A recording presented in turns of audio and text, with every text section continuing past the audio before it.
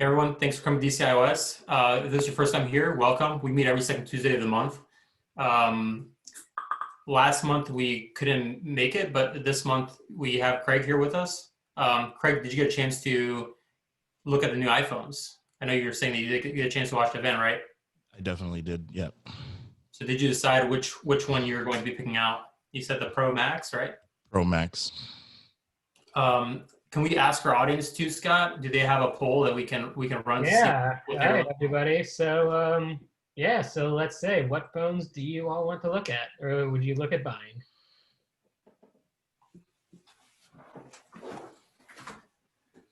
Ooh, numbers are rolling in. Let's see. Max right now is winning out. Pro Max. Some people not getting any. Some folks grabbing their droids. I guess they don't like the new iPhone at all. Well, I would have guessed a certain someone, but they just joined the meeting, so they have not voted for Android yet. There it goes. Cool. So it looks like most folks are going to be sticking with the current phone that they have. I think I'm in that category as well. With the Max coming in as second, the Pro Max. iPhone Pro coming in at third. Yep. Oh, let me vote, and then we can push that over. Cool. So we got. Let me see. Maybe I can share that. Yeah, I don't think co-host can vote, but we can just tally you up there. All right. I know in my heart that it's 13 tied. Right. So yeah, none. Now, can everyone see the results in front of them, or is it just me? I put it out for everyone now. Oh, perfect. Cool. So people are definitely excited about it. It was I know the other thing that they released today was the HomePod Mini. So $100, a lot more affordable than the last one. So hopefully that gets more traction. Other than that, we do have another conference happening in the DC area. Well, I guess it's going to be virtual, but iOS DevCamTC will be happening. So that's definitely exciting. In fact, Craig, you're going to be a speaker there, right? Yes, sir. Yeah. So we have. Can you tell us a little bit about what you're presenting there? So my talk is the mindset of a SwiftUI developer, and my goal is really to kind of break down the differences between a UI kit design and a SwiftUI design and how you approach it differently. I feel like a lot of people are trying to take a UI kit and convert it to SwiftUI. And I feel like there's a different approach, and you have to kind of know that. Otherwise, you're going to be kind of disappointed in the fact that you're not getting what you're looking for. Cool. Yeah, that's definitely going to be a talk that we're excited about. And I added the link to iOS DevCamTC to the chat. So if you guys want to go on there and purchase a ticket, all the proceeds are going to Women Who Code. I know Android Summit just ended up happening last week, and they were able to raise about $10,000, I want to say, around there for Women Who Code. So yeah, definitely going to continue doing that here with iOS DevCamTC. And Craig, I know you published a few books already. I think you have 3 out, and then you have a 4th one on the way, right? Can you tell us a little bit about your new book? Sure.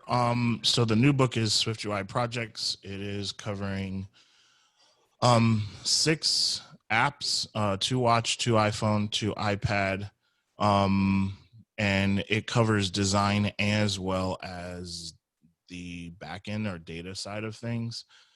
I wanted to kind of have something different. So a lot of people like Paul will cover a lot of the things that are just basic, but I like to talk about or cover things that are like, okay, I want to do form, but I want it to look like this, and can I get it to do this and this and this? So it's kind of just a different approach, and I try to go through why I do something, and hopefully, you know, also bring in more than just developers for the book. Gotcha. And have your past 3 books, have they all been UI related? They have been. So my first book, which is the same book since iOS 10, and actually the guy that took over pretty much is using the same format. It's one app for the whole book.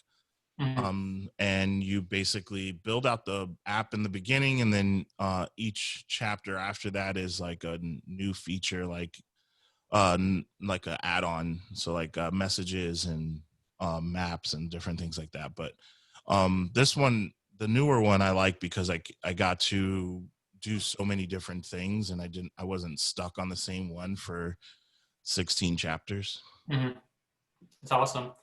And you're currently working right now is that FanReach? Yes. And who do you like? I think you said you build apps for the NBA, MLS, and NFL. NFL, NHL, CHL. Most sports teams except for MLB, they pretty much have their own little thing going on. But yeah, we sports. That's what I usually stick to. So I put 2 sports apps in the book, so that's kind of where it comes from, my inspiration on that. But yeah, I'm a big sports fanatic, Lakers fan, so I'm happy right now. And yeah, so that's what I do every day: watch sports and then code it.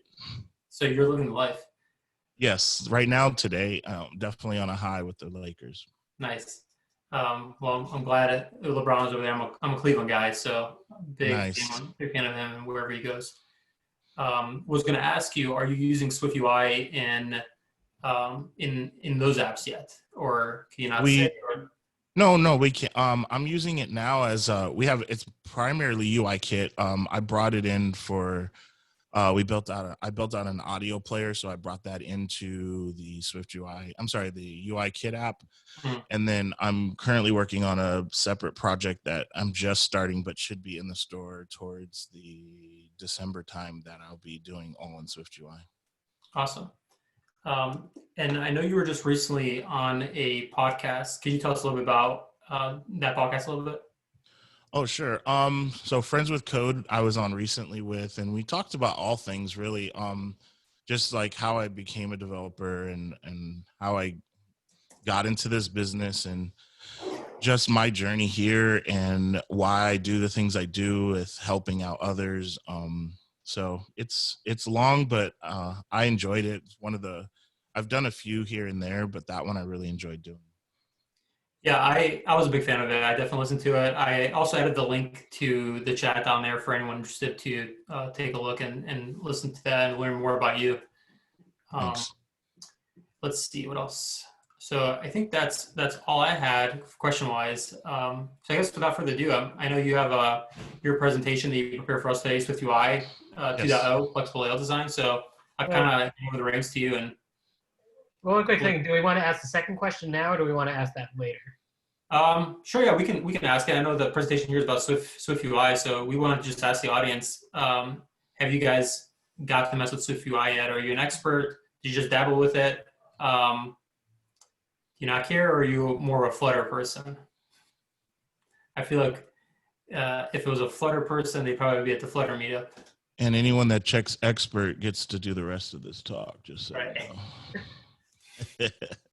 Looks like we already got 3 folks now, but now it's stopping now that they had that requirement. And I think I know who our one Flutter vote is. Yeah, sure. Is Larry in here? The same person who voted for Android? No, I'm thinking if Larry's in here, Larry's the organizer for the DC Flutter meetup, so I'm sure he would pick that one. Yeah. So yeah, it looks like right now most people have dabbled with it. It's about 61%. That's good. Yeah, so you got a lot of new folks in here that want to learn about. They have some experience with it, but definitely want to learn more.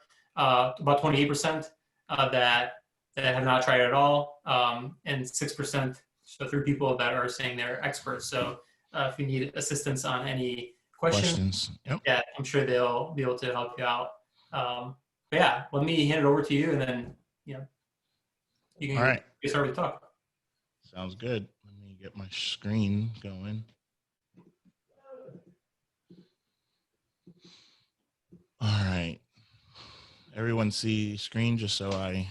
Yep, looks good. Okay, perfect.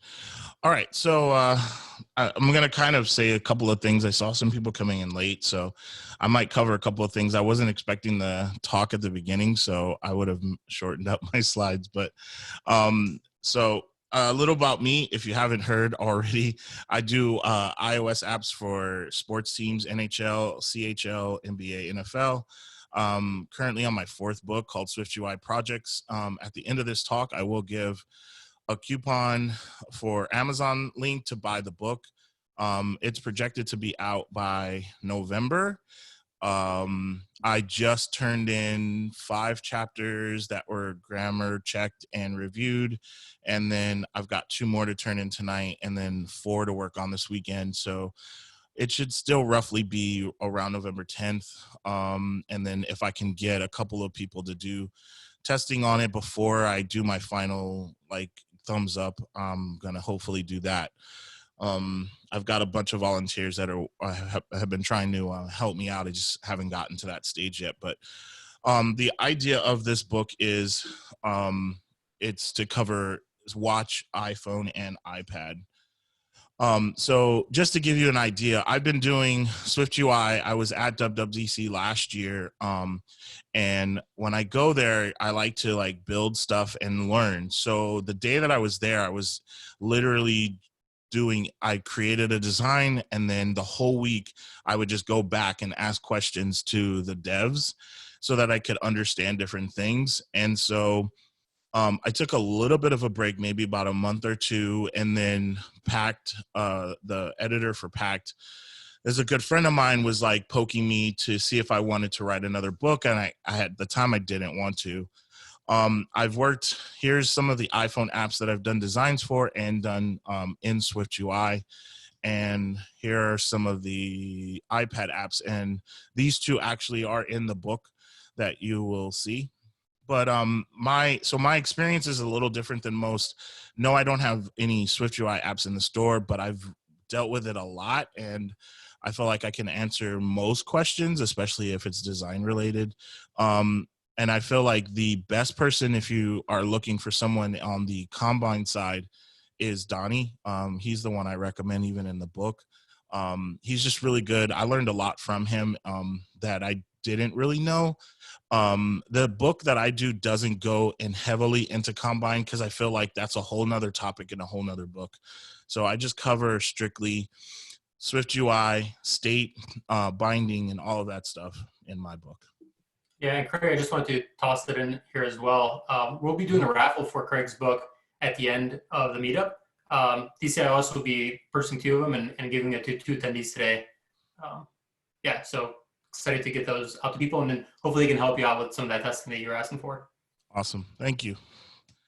All right. So here's one app I did. I did some workshops, and I still do them for TrySwift World.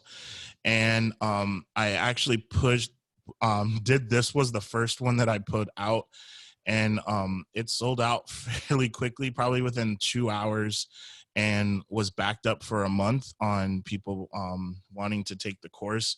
So I pulled it from TrySwift. I'm doing a new one that's on theater, on booking of movie tickets. And I know last I heard from Natasha, there's 1 seat available for this Thursday. And basically this one is going to turn into a mini course that's going to be online available from beginning to end, 4 to 6 hours. And I'll cover everything from design, blank project to app. So if you're interested, my site's called designtoswiftui.io. I'll have an email sign up, and I'll have more information in the coming weeks as soon as this book gets off my plate. So today's talk, I'm going to look at 3 different things. We're going to look at a design. I wanted to treat this, I felt like a talk that just had slides was kind of boring. So I'm going to code and do it through here. So, bear with me. I don't expect any problems, but I have final project. So if there's anything, we'll skip through and I'll just go to the final project and you can see it through there. But we're basically going to look at 3 different things: a featured section, browse channels, and movie detail. And let's look at each one of those, and so you guys can get a better idea. So here we're going to look at how we can lay out a featured section for a tablet, and then a slightly different one for an iPhone. And this is all orientations. Then we're going to look at how we can do different things with with the grids and make them go in different orientations based on device as well.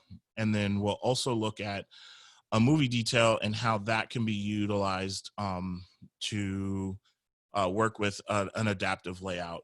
In the book, I do a sports news app that is on the iPad, and I go through prototyping first, and I find that that's the easiest thing to do before you bring in anything. I just use shapes and I make sure everything is going where I need it to. When you're dealing with images, they're a little different because images have to scale, and depending on the scale and the ratio, they work weirdly. So I always recommend that you bring in the image you're going to do, because what will happen is you'll prototype, and then you'll end up bringing it into the app and then realize that you still have work to do. And you'll see that here as I go through. All right, so now it's time for code. And again, if you have questions, I don't expect this to go 45 minutes or so. I feel like that's way too long. So you guys will have plenty of time to ask questions. I will push this code up that you can look at so you guys can see it. It might not be up right away, but I will share a link and get it to you guys as soon as possible. I didn't have enough time beforehand to get it up somewhere. All right. So one thing that I've doing these workshops for the last, I would say 5 to 6 weeks with TrySwift, a lot of mine have been based on design, and I kind of come with a different approach. But one thing that I like to do is take all my color assets and put them in their own asset folder. Just something I learned and I liked it. It's something I do in the book as well. And I have this utilities folder that you'll see, and it has theming in it. And that is scaled fonts and custom fonts, and all of that all work. So if the user changes the scale of their font, it also scales. Now, I didn't actually cover or do anything on scaling.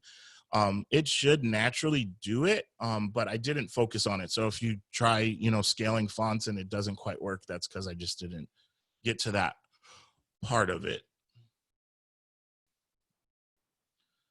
So the main thing that we're going to do is we're going to work on, let me pull up the deck again, and let's look at the first thing that we're looking at. So here we're looking at featured movies, and with SwiftUI, there's a few different ways you can do this. And if you have different ways, once you get the code, please reach out to me on Twitter and share it with me, because I'd love to see the different ideas. And I learned even a couple of things from someone online the other day.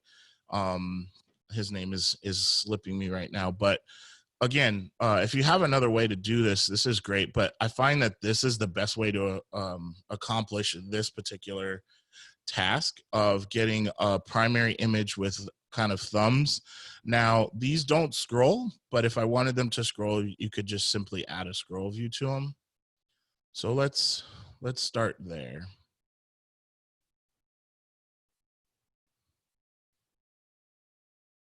And give me just a second so I can get all my stuff set up and things out of my way.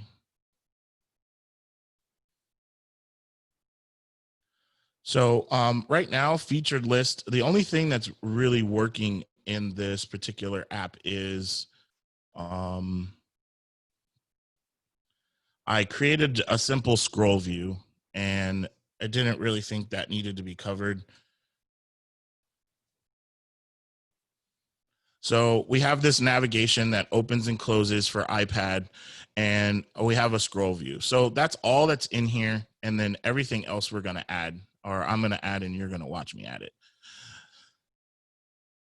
So the first thing we're going to do is we're going to put featured list into watch now. So I'm going to say featured list view is going to get added, and let's just look at it. It should appear with just text that says feature list view, just so we know that it's there. So here, feature list view is there. I'm going to command click inside and jump into this particular view, and I'll make it a little smaller so you can see. Actually, one more thing. I'm going to also update this watch now. to be to have all of the colors that it needs just in case, and then back to featured list. All right. So the first thing that I decided to do with this particular layout is use what's known as an H-stack. So for those of you that are sort of kind of understanding that an H-stack is just, it displays in horizontal, a V-stack displays vertically, and a Z-stack stacks on top of each other with the Z-index. So I would say that, and even in the book, the Z stack is my favorite because I can stack things, make overlays, push things to the right, push things to the left, do a lot of the things that were really a pain in the ass when you were dealing with UIKit. And so this is kind of why I say, you look at the power of what SwiftUI can do versus what UI can do, and there's so many things that you can do that's just, to me, great. So I'm going to put an H stack here and add our images. So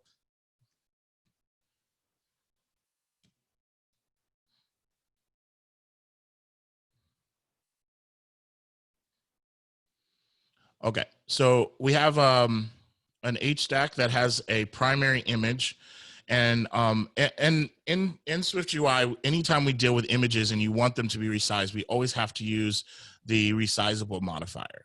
Now, I'm going to add a couple more modifiers to this to help us out, because right now, as you can see, it's just being stretched and it looks like what it looks like.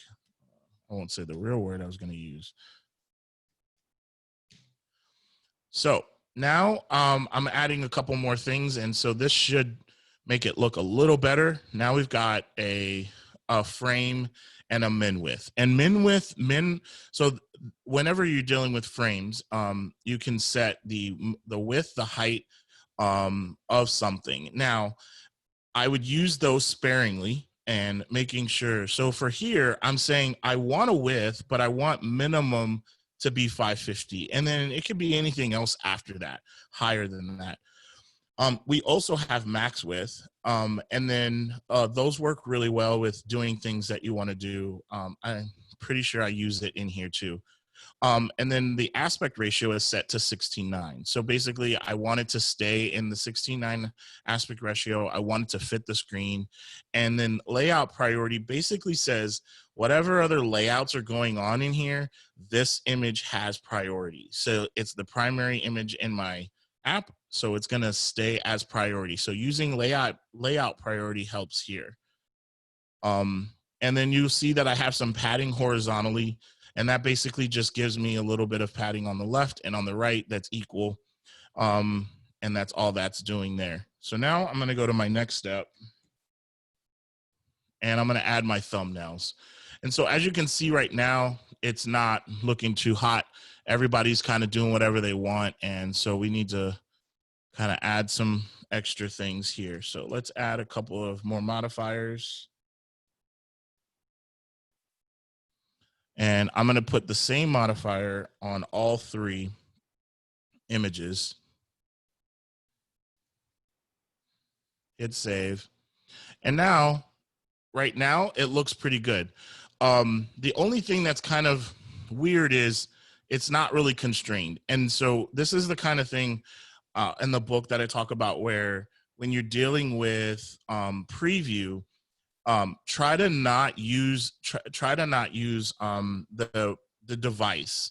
You can do fixed layout. In this case, it's not that big of a deal, but it is a lot harder to see if you're doing what you're supposed to do when if your preview is huge. And so here it's showing like that it's bleeding out here and here, and really what we want is all three to stack and them to be even.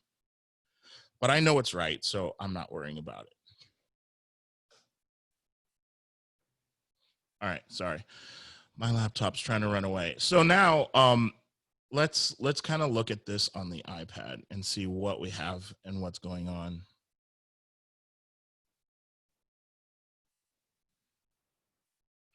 So it's doing exactly what I wanted it to do. It's giving me these thumbnails in aspect ratio of, really I'm not having one, but it's giving me a contact mode of fill. I'm telling what the minimum width is going to be, and I'm telling it to align center.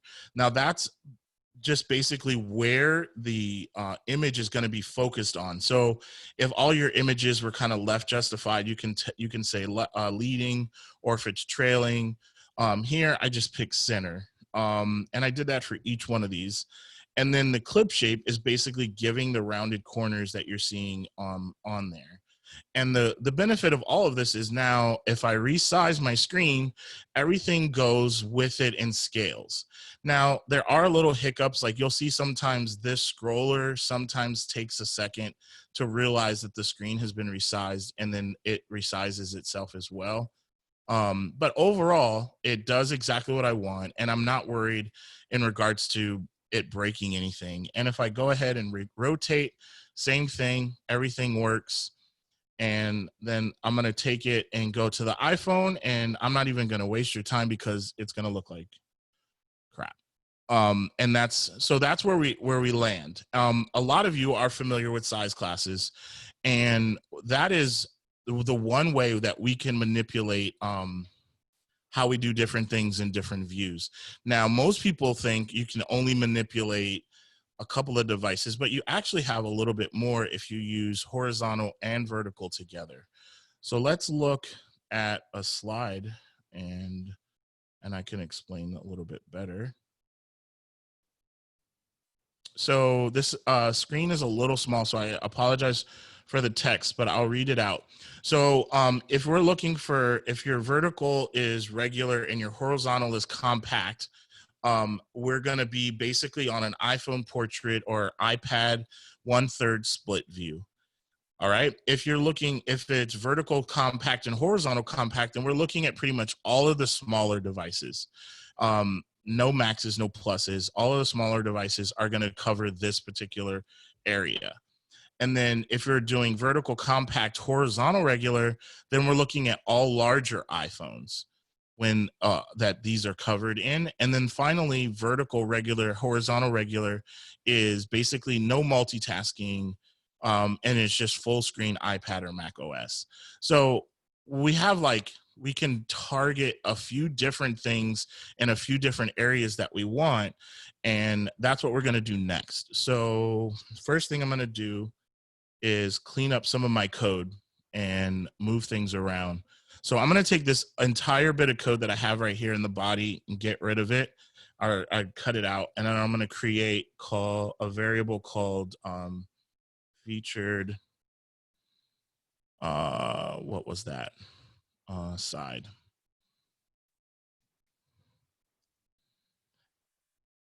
All right. So feature side is now moved over, and I'm just going to add it back here, and now we can just move. I'm going to start adding some new stuff, and I'm going to explain what I'm going to do. So I want to add another layout in here where I can do this, or I can put the thumbnails on the bottom rather than on the right.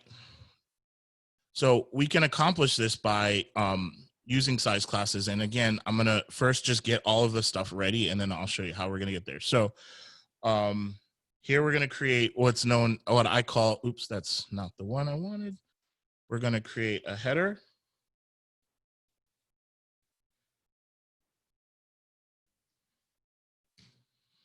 All right, so same thing as we did before. This main one is going to be our nav link. This is the one that's going to go to the detail page when you click on it. And then what we want to do is create our content. So content goes next. And now we separated these out. If I was doing this in production, I would do the same thing here, but I wanted you guys to kind of see, start with this side first. So this is probably the preferred way of doing it, in more smaller chunks than the larger chunks. But as you work more with SwiftUI, you'll start to see what works for you and how you do it.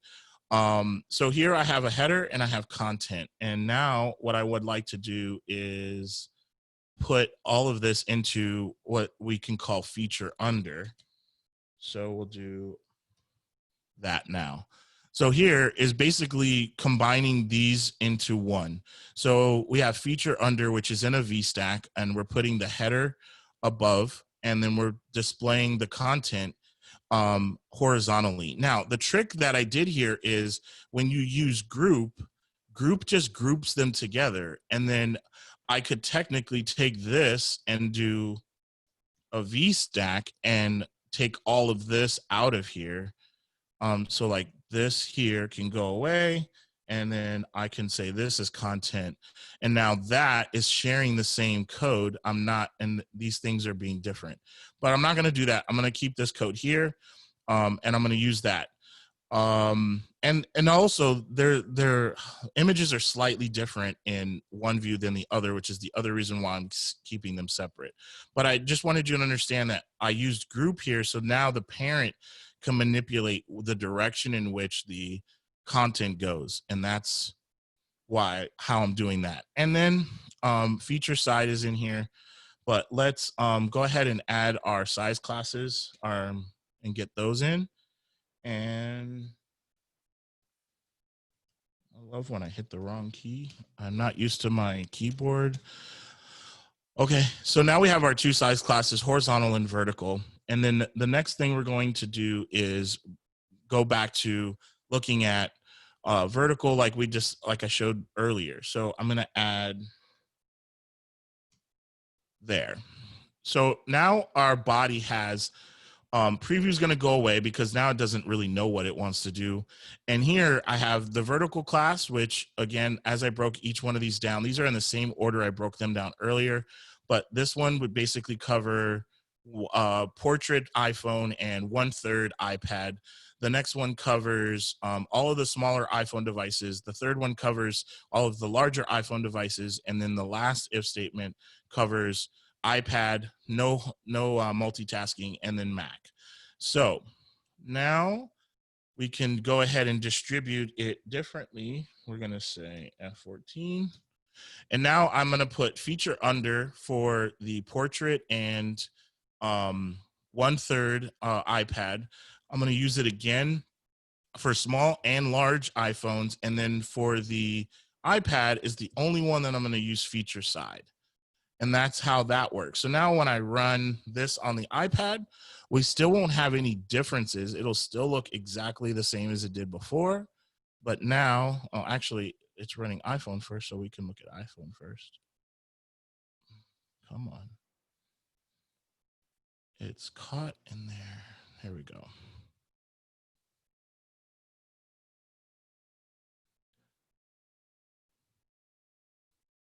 The suspense.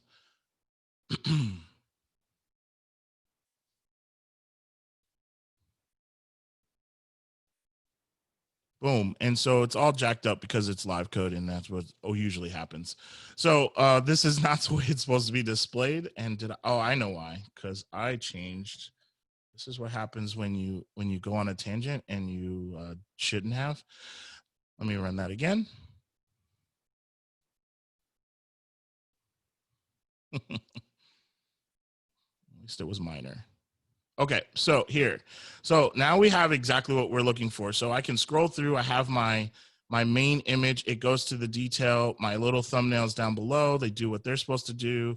My scroller still works. And now I have the iPhone the way I want. You'll also notice on the iPad, I had maybe like 7 continue watching, whereas on the iPhone, I've only displayed 4. So again, using size classes to do that. And when I rotate, now this doesn't fill the screen, which I believe is a bug, but it's not that big of a deal for me. And then it shows the thumbnails here. And again, there shows a few more thumbnails when you go to landscape. And we'll go back to there. Okay, so now I know that this works. I already know iPhone works, but I'll show you that one just to be sure. And then we'll move to the next layout. iPad Air 3rd Gen and run it.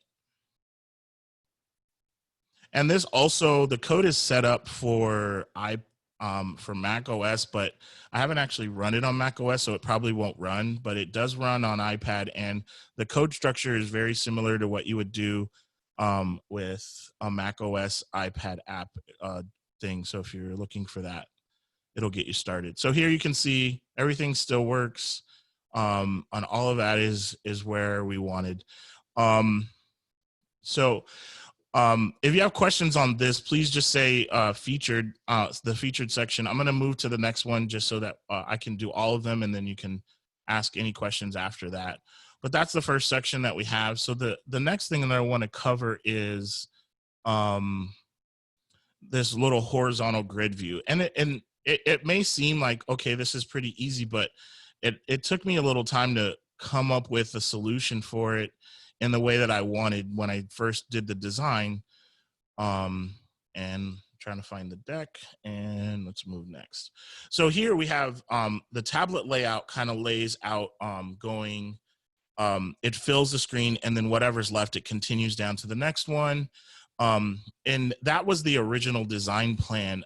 This is going to do a little different just because, again, the more you play with the way with SwiftUI works, then you learn how these work. I find that working with circles are more of a pain in the butt than like squares. These will grow in size, larger and smaller. I probably could do like some framing on them, but it's fine. It works, and it does what I ultimately, it came out pretty well for what I wanted to accomplish. So that's all that matters. So as you can see here, I have two different like backgrounds, one black, dark gray, and then a lighter gray. And all I did was I took two shapes and I combined them together to make the background. I have a special utility in the project that basically allows you to do rounded corners on specific sides. It's something you can't do with Apple. Apple either does all corner radius or no corner radius. And this one you can say, I want the top left and the bottom left to be corner radius. I want the top right and the bottom right to be corner radius. And then I just basically took the spacing of a stack and pushed them together so that they work. And that's what you're going to see next. So let's jump into the code and check that out. And am I supposed to be done at 5 or? Take the time that you need. Yeah, there's no hard cutoff for you. Okay, just making sure. So horizontal grid view. I don't have a ton of stuff. So I have everything set up here. All my logos are here. And so the first thing that I want to do is create my H stack and have no spacing. And so this is where I'm going to add my background and do all the things that I want to do. So step 2, we're going to create a Z stack.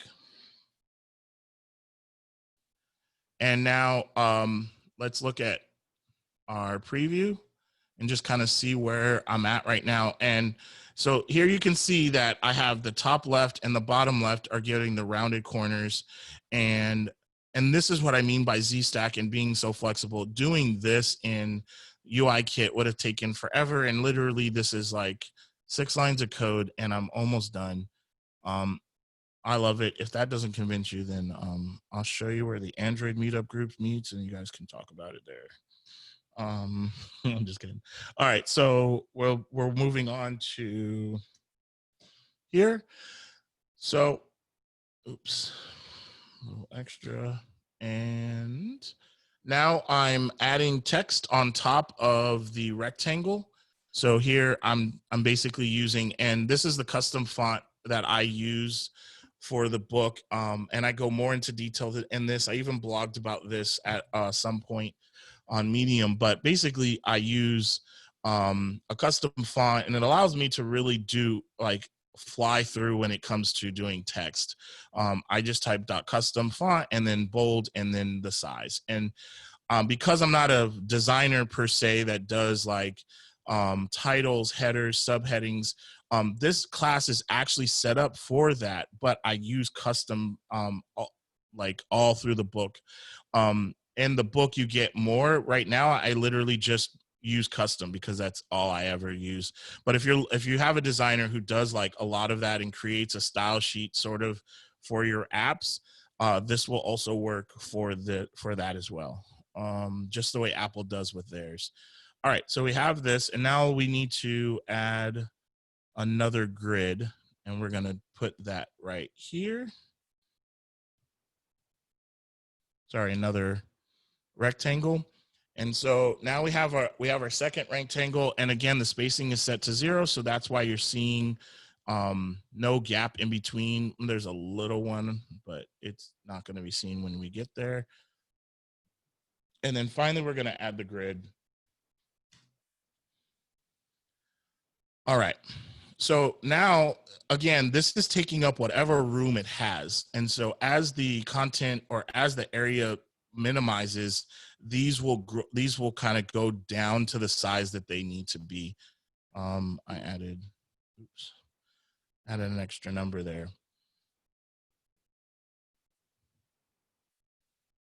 All right, so now we're going to go back to watch now, and let's look at what this looks like. Oops.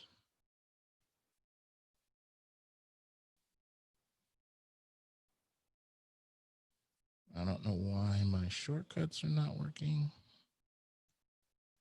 Weird. Okay.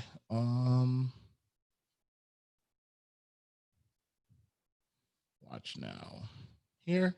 So we're going to add browse right underneath, browse view, and we'll let previews do its thing. So right now browse view doesn't have anything.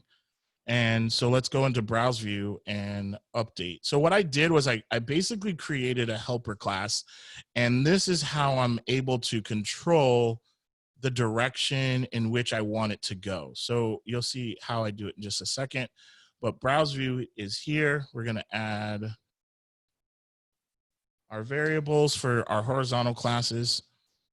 Then inside of this variable, or inside of the body, we're going to add all of them. And here you can see, so I have horizontal grid. I'm telling the max width is 150, and I'm setting the title of, or the font size of the title and of the subtitle, and I'm doing that for each of the views. I didn't do anything for the larger iPhones, but you can mess around with that when you get the files. And as far as I'm concerned, it's fine. But now when I hit resume, it's not going to play because I'm using this class here. But if I go back and run it on the iPad, you'll see that we now have it working. So now there's a little padding I should probably add to the bottom of that scroll because it's cutting right at that edge. But you'll notice that as I rotate, the grid just changes. And that's one of the biggest features in the new V grids and lazy grids, is that the grids will dynamically adjust to your content. And that's great. But they don't do orientation as well. So if where am I going? There. I'm in the wrong orientation there. All right, so that's that. And then here, so now you can see that they're slightly bigger when they come into this one. And then let's run on the Pro Max. You'll see the same things, but the layout will be different. And obviously we have less room to go horizontally. So now we're going to go vertically with it. And that's where we're here. So again, using size classes, they do give you some ability to target some things, but you just have to recognize what you can target and what you can't. And there's even more stuff you can do. There's more complicated things with Geometry Reader that's way beyond stuff that that most people care about. This is just, I wanted to find things that were just simple things that I could do. So I tried not to go more technical with design and make it more about just using the things I had to adjust my views. So that's browse view. And I've got one more, and it won't take me that long. And then we can end this talk. So we're going to do the detail view. Let's look at that one real quick before we jump into it. The silence kills me out. I'm so used to people talking, and so it's always hard to do these kind of presentations when you can't hear anyone. So I had to be harder to do it like this than in person. Yeah, no, in person's easier because I can All right. see people's faces and I can see like, oh, I'm not getting it, you're crazy, or oh, I got it. Yeah, that makes sense. So when you're just talking and no one's saying anything and there's no reaction, it's hard to like Right. That's what I'm saying. It's definitely easier to do it in person than it is. Oh, virtually. yes, for sure. And that is just a quick reminder. People can be leaving questions in the chat as we go on, so that way we don't have to, like, that way we can address them all at the end. But that way, if people think of questions on the spot, you can feel free to drop them in the chat too. Please. And don't be afraid to ask. I mean, there's probably like 3 other people that want to ask the same question and you all are afraid. So just ask. I don't bite, at least not on Tuesdays and not through Zoom. So you're good. Yeah, and you can also mark, there's a yes button if you do have a question, and we can unmute you towards the end to ask your question in person. That way, if you have any follow-ups as well, you can ask those. Awesome. All right. Hopefully you guys are getting something out of this. And this is the last view and design. And basically the idea is I want the image to expand the entire screen. And there is still a bug. And I'm pretty sure if I used some other things, I could tweak out a couple of the minor issues that I see. But overall, for this to just be kind of like a prototype, it really is close to being where I want it to be. So I wouldn't be too mad at it. Again, knowing that it only took me maybe a day or so to get to this point. I honestly, to me, it's great. So here we have an iPad that's in landscape and portrait, and you can see like over on the left side, we have a sub menu, and then on the right, we have a grid, and then as it gets less space, the grid condenses down.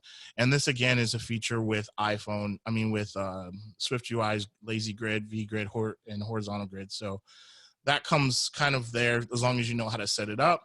And then the text as well, as it pushes in, it's just going to keep making the lines go deeper and then push the rest of the content down until I probably tell it to stop, or because it's just a description, it's not that long. And then on the iPhone, the layout is slightly different. I think I actually moved season 3 and the text above the image grid, and I didn't do it this way, but it's really not that hard to switch it out and still work. So that is what we're gonna do next, and let's jump into that now. So as we saw earlier, if I click on the main image, it goes to detail, and so it's already set up for us. All we have to do is just get it to work. So first step is we have our Z stack and we have our background. And this is something that, again, I said can be done differently. So right now I'm using a Z stack and then a color, but let's say that I wanted, if I'm not mistaken, I can do this as well. So I can do dot background color dot base background dot edges ignore dot all, and then do text, and then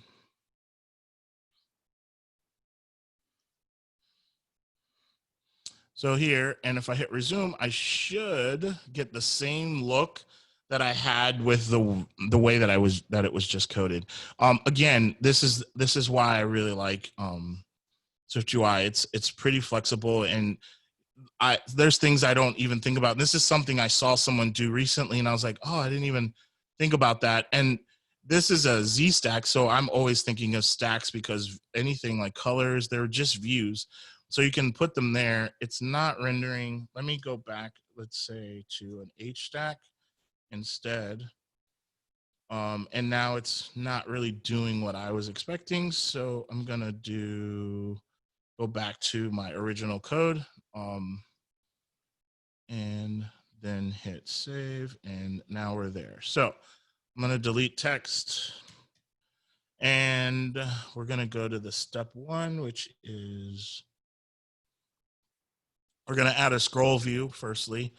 And then inside of the scroll view, I'm gonna add some more stuff for like our image and other things we need. So we'll say 2. So here we just have an image. We have a title or a text view. And then what in almost all my designs, if you've seen any of them, you know, I'm like a fan of bold and light next to each other. And so I just put those into an H stack. Now, if you ever had to do this in UI Kit, it was such a pain to have to do an attributed label and then custom font for this one and that one. And literally I did it in 4 lines of code. And I can create a little helper view and use it literally in every app I do. So again, if you don't understand the simplicity of this, this is great to me. And then foreground is basically the color. Now, foreground can be done in different ways. Right now, I'm doing it on this particular title. But let's say I wanted foreground, I wanted the text to be blue and the title to be blue. I don't have to go here and then say, this is base light gray, and then, I'm sorry, this is blue and that's blue. I can actually take this one, go to the parent, and now append it. And hold on, and now I can turn both of them into the colors, the color I want. So if you have like 7 different labels or text views that you need to change all at the same time, you don't have to put them on each individual one. You can just get them, wrap them in a container, and then give it to the container the color you want. And then if you want, like specifically in this case, I want the text to be gray, so I can override the parent and give it gray, which is what I did here. So even though I'm telling it that I want all to be foreground blue, this is gonna get ignored because I'm saying ignore what the parent is saying. Don't tell your kids, and you know, make sure that you obey. They kind of just obey their own rules in that case. So I'm gonna undo before I forget and then wonder why it's jacked. Okay, so next step is we're gonna just create a little for each that's gonna create all of the little season items in here. So we'll do here, and this is 3, I believe. Yep. All right, so this is our like little menu that's being created. And again, this looks jacked, and I don't know. I'm sorry that this should not be on the iPhone because we're gonna have to make changes for the iPhone. So let's look at it on here. All right, much better. And then the next step is step 4. We're going to do. So I created, we do have dividers, and you can, with dividers, they go horizontally. So you can use those, but the problem with them is you cannot give them color. If I wanted, they go horizontally, but you can use rotation and 3D rotation and rotate them to be up and down. But because they didn't do color, I just decided to take a rectangle, give it a width of 1, and make my own. Again, flexibility. All right, so now we'll add the next step, which is this time we're going to add a label, a VStack that's going to hold our title for our episodes. So here we are there. And then the final thing we want to do is just add our grid. And once we do that, we are good. So we can say D6. All right, so let's go through this and see what I'm doing here, and then you kind of understand, because we didn't really break down grids today. So here I'm doing a lazy grid, and I'm saying that I want it to be adaptive and that the minimum is 175, but the maximum is 220. I don't want it to exceed that. And then the spacing is 10. So that gives, there's 2 spacings. There's the one with horizontally and then one vertically.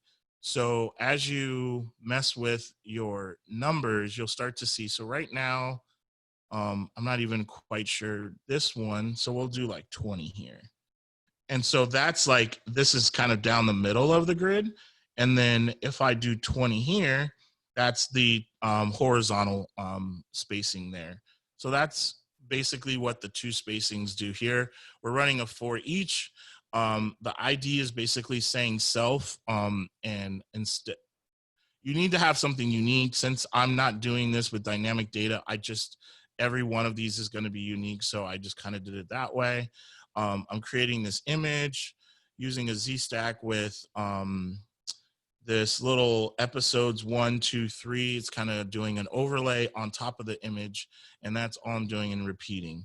And now if I run this on the iPad, like I really didn't do anything special in this particular view. And that was kind of why I left it for last, is because now I can show you that like the amount of work it was to get this here, it wasn't much. Let me see. Okay, there we go. So here it basically works. If I rotate, you see the grid adjusts. If I close there, you see that it adjusts there. And this right here is I just didn't add a spacer. So I could take a little spacer here and push this up to the top so that it fits in this area. And I just didn't do that in this particular one. Or for the iPad, I would probably take season 1 and then this one and move it down here and then do something different when it's on an iPhone. But again, you should be able to understand where I'm coming from. And then, like I said, there's a slight bug on this one, and it might be just, I don't really know. I haven't really looked into it, but this can be easily fixed in a way that it expands the entire screen, and I just didn't focus on it because it really wasn't as important. But again, I just wanted to show you that you can make flexible layouts if you take the time. Some of this is just trial and error. So I kind of had an idea in my head of what I wanted to do, and then I prototyped. Instead of like trying to build the entire app out, I just basically went to each view until I got what I was looking for. And then I kind of tweaked my layout. And then the same thing. And then you'll learn, like the more layouts you do, then you'll learn, okay, I can't do this, I can do this, because I need it to be flexible. And even after today, with now they're showing minis, and they got the huge iPad phone now that you can use that I want. So like all of these are going to be different in different sizes, and you want your layout to kind of be flexible. So hopefully that was helpful. I am actually done. I don't have anything else. But I tried to keep that as short as possible and get through all of the code. But yeah, that is how I deal with flexible layout in SwiftUI, and what some of the things that I do as far as making my designs work. Sweet, thank you for that. Yeah, we had a bunch of people on Twitter asking questions around SwiftUI, so I made sure to direct them to your talk. But Awesome. if there's anyone here that that has questions, I didn't see any coming in the chat. So if that's one place to do it, another place is just to mark a yes on your Zoom, and then we'll go ahead and unmute you so you can ask your question in person, and then obviously any follow-up questions that you might have to that. Thank you, Phoenix. Thanks, Steve. I'm just like running through. Anyone got any questions? Come on. I'm here. Ask me anything. It doesn't even have to be related to what I talked about. You can ask me anything in regards to SwiftUI. If I don't know it, I will refer to the other 3 experts in the room.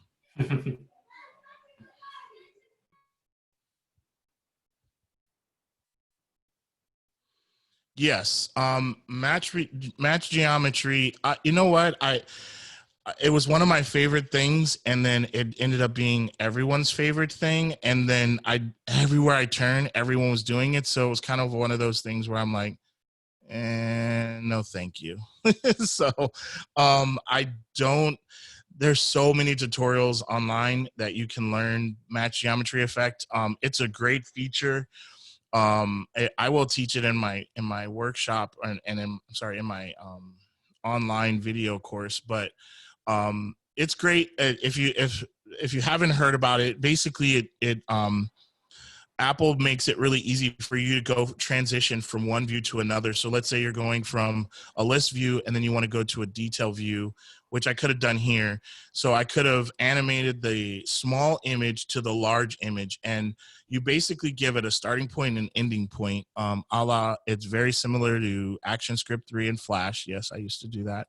And it would animate through to the last, it would do all the animation in between, and all you had to do was set those points. And it's the exact same concept, but you can do it with a ton of different things, and there's a ton of stuff online.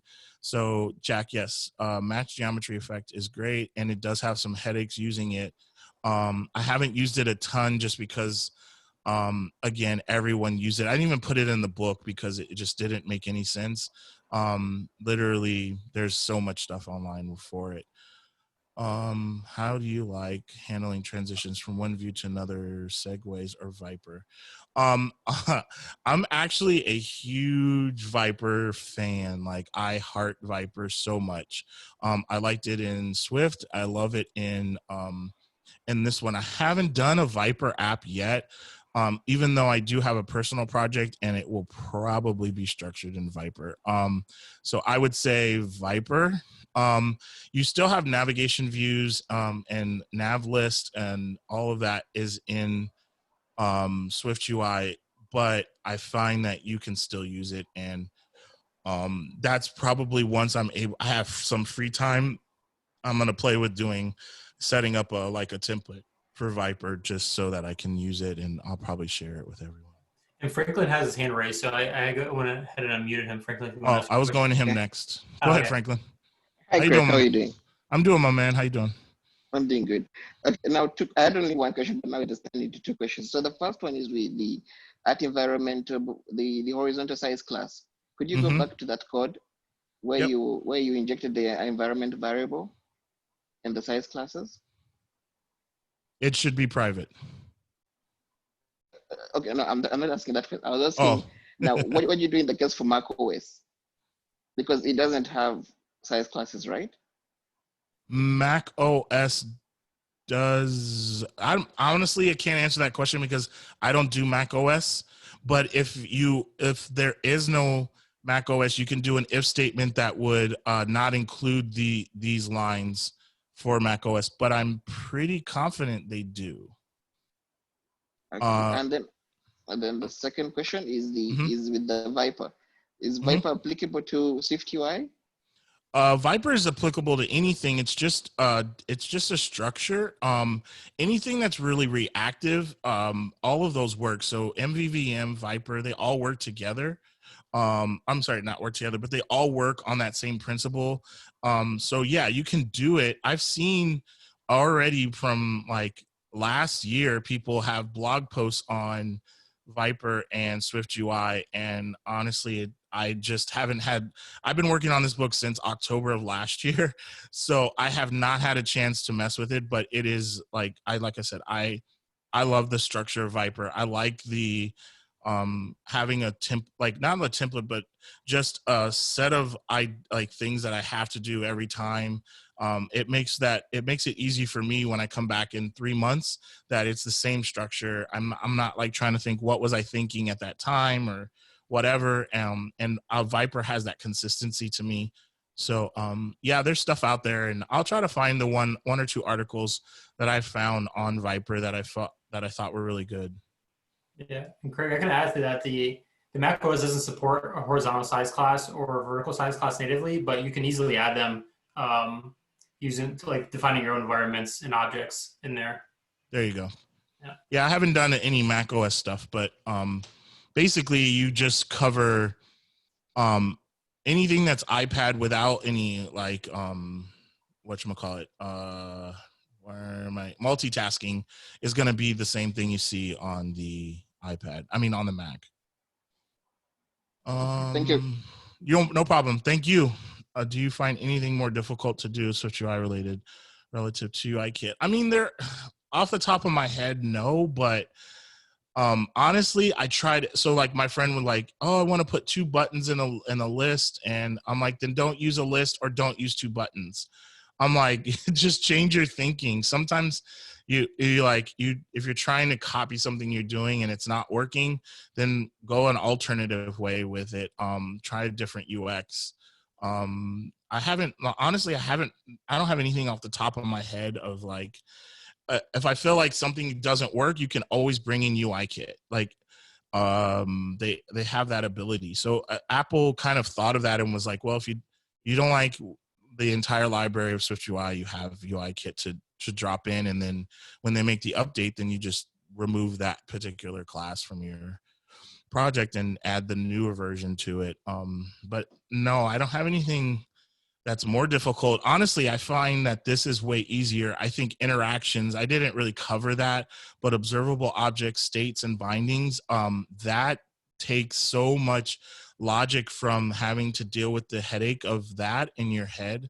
I mean, in your projects, and it just makes it super simple. Like literally, interactions are probably dead simple now. Once you get the concept of state and binding, you can roll any app out the door in no time. And then you combine that with, I don't mean the pun not intended, but if you combine that with Combine and like API calls and that kind of thing, I'm telling you, you'll wonder why you're even doing UI kit when you go back, because you have to do so much to get it going. And I find that I can prototype an app in literally a couple of days, fully function, like with fake data. And then I've done in class where I've used this app called Makun, and I'm able to even make my own API and use that and use it with Combine and get it rolling too. So yeah, man, there's always a way around it. If you're stuck on something, hit me up on Twitter and I'll give you a solution. So, and if I can, I'll find one. But as of right now, no, I haven't really found anything. I try to use everything in SwiftUI at all costs, unless I literally can't. And Apple's like, yeah, you have to use it. Like, I don't even like using List from SwiftUI, because List is basically built on top of table view, and it comes with a lot of crap where you can just use scroll view and an H stack, and you don't have to deal with the drama. So I don't really use List a ton. I just use a scroll view with a H stack or a V stack. Sorry if that didn't answer your question, but off the top of my head, I don't have anything that's more difficult in SwiftUI. That's honestly, I don't think there is really. The code is so much simpler. Everything is more streamlined. I mean, you literally can do what you can do in a collection view in SwiftUI in like 5 minutes or less. Anyone else? Questions? Come on, there's got to be more. I got one more right here from Okay. Joshua has his hand up.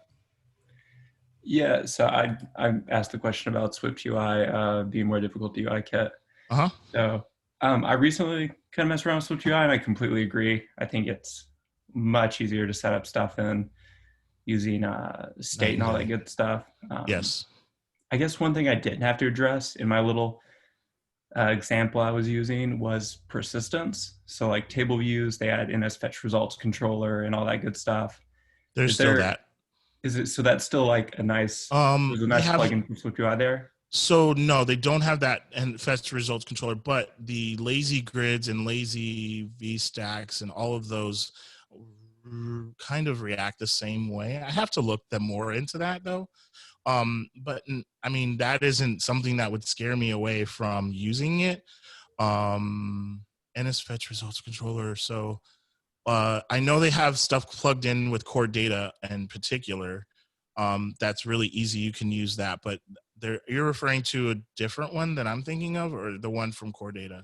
No, yeah, core data was it. I think that was my main question. Like, has SwiftUI got any nice plugins for core data yet? Like, yes. So somebody just posted fetch result is an equivalent for SwiftUI, and literally you use that with an observable object, and it pulls your data and does all of that for you. So I wrote core data chapter and I used old school method, but my editor was like, hey, you should use the new stuff, which is what he's posting. And I'm literally editing that chapter now. And I just started like learning all of that. So what he just posted at fetch results will actually be in the book. And I do a core data chapter and a CloudKit chapter in the book where you work with both. So yes, at fetch result is your equivalent for SwiftUI. Nice. That's what I was curious about. Thanks. You got it. Thanks, Jason.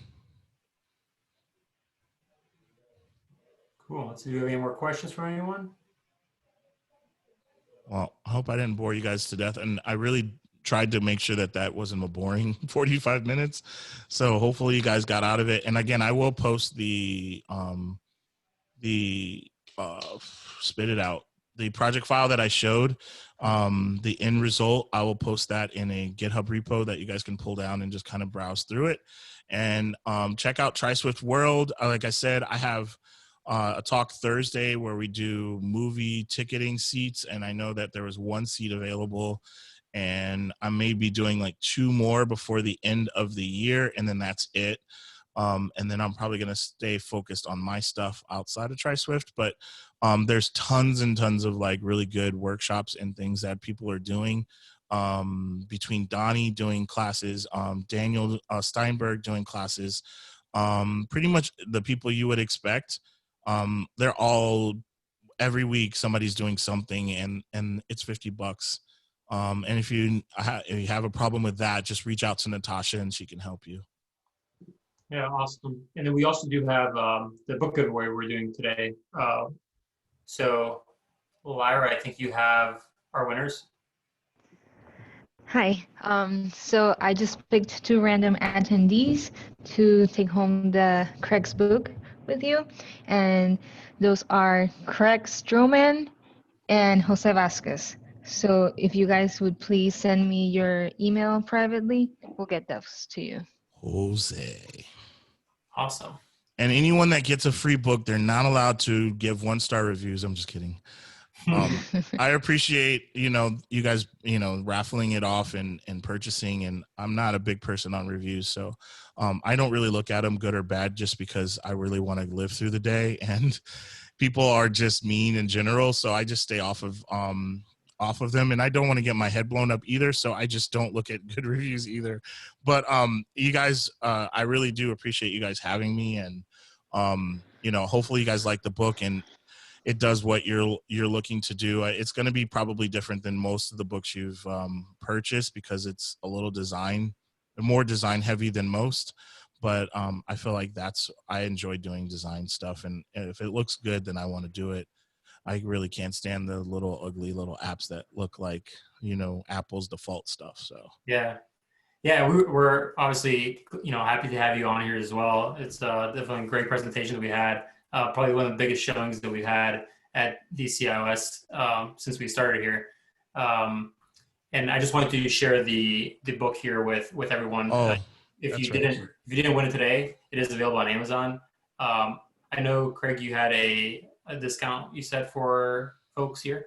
Yes. So bit.ly SwiftUI projects, that's the link. It's going to take you to Amazon, and then the code is 25 SwiftUI. That's on the actual book, not the ebook. So if you're in a country that doesn't do shipping there, then you'll have to go through PAC's website and to get the book or the ebook. But the discount is for the actual book, and that staircase is going away. God, it's ugly. And I also wanted to add that this presentation as well will be available on our Dev Community YouTube channel.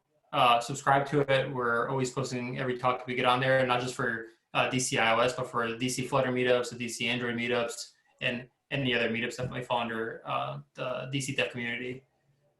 We also do have our website up, the devcommunity.org, and that is a place where you can keep up to date with what different meetups are coming out. Sign up for our newsletter if you can, and then volunteer to speak. There's a button up here on the top to volunteer to speak. We're definitely looking for a speaker for next month. And as Craig could vouch, I hound people to try and get the best. So I'll post the link in there as well. And yes, to answer, just went away. The Scott, that is a virtual conference. So all of the classes are online, 10 people per class, all done through Zoom. So take the chance, join. If you're not on the newsletter, she does almost every week now. She's every other week. It's somebody different or something different. So, and some of it's SwiftUI and some of it's like just other things. It's not all like SwiftUI, but I would say majority of the talks are related to what was in iOS 14. Yep, I just dropped the link there in the chat as well. I've actually attended one previously, and it's another plug for iOS Dev Camp. Some speakers who present at TriSwift World you may or may not see at iOS Dev Camp. There you go. Again, thank you guys. Yeah, thank you so much as well. And we're looking forward to hearing from you. Your next presentation at iOS Dev Camp DC happening. That's the 30th, I believe, for that one. So yes, pumped for that too. Thanks. So am I, because I don't know what I'm talking about yet. So I got to start working on that, Hawk. Awesome. Well, thanks again. Thank you everyone else on the call for joining us. Like I said, we'll try to be here again the next second Tuesday of next month, which I believe is November 10th, if my mind is correct. And really double check that. Yep, that'll be November 10th. Yes. Cool. All right. Thank you, everyone. Thank you, everyone. Thank you.